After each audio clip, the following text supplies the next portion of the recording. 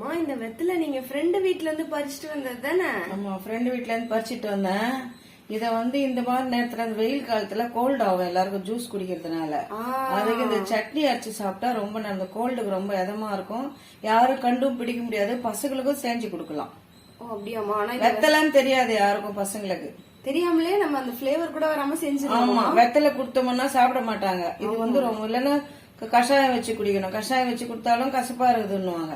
இந்த சட்னில தெரியவே தெரியாது. அப்ப இந்த சட்னி எப்படி செய்யறதுன்றத பாக்கலாம். இவ்வளவு போதுமாமா?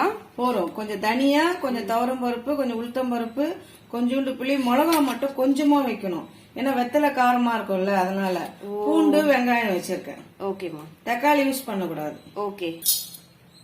எல்லாத்தையும் தனித்தனியா வறுத்து முதல்ல எடுத்துக்கணும்.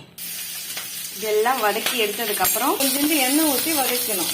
ரொம்ப வெத்தலைய. ஆமா, சிசர்ல கட் பண்ணி வதக்கிக்கணும். எல்லாத்தையும் இதுல போட்டாச்சு. புளி ஊற வச்சு இதுல போட்டுடணும். தேவையான அளவு உப்பு போட்டுக்கணும்.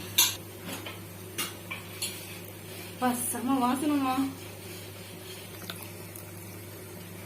சட்னி இவ்வளவுதான். இதை கொஞ்சோண்டு உளுத்தம் பருப்பு போட்டு தாளிச்சு யூஸ் பண்ண வேண்டியதுதான். தாளிச்சு இதுல உளுத்தம் பருப்பு கடுகு தாளிச்சு கொட்ட வேண்டியது, அவ்வளவுதான்.